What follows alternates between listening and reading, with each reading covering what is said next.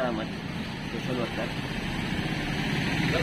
परसों जो हाईकोर्ट का जो रिपोर्ट आया, मतलब हिजाब के खिलाफ उनका रवैया चल रहा है करके, लेकिन यहाँ पर सुनते ही हमारे नौजवान ने शटर डाउन किया।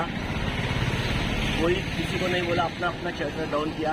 उसके बाद कल जो है पूरा इकट्ठा होकर पूरा भटकल बंद किया। उसके बाद 3 बजे खोल के आज जो है, जो आज कर्नाटका बंद खोल दिया है, भटकल में पूरा छोटे बड़े रिक्शा पूरा दुकानदार बंद करके आज जो है हिजाब के बारे में हमारे खिलाफ, मुसलमानों के खिलाफ जो कोर्ट थ्रू ऑर्डर आया हुआ है उसके खिलाफ जो है बंद करके हम मुस्लिम पर्सनल लॉ बोर्ड और हमारी मजलिस इस्लाह तंजीम जो कहते हैं उसके मातहत बंद करके सब बैठे हुए हैं।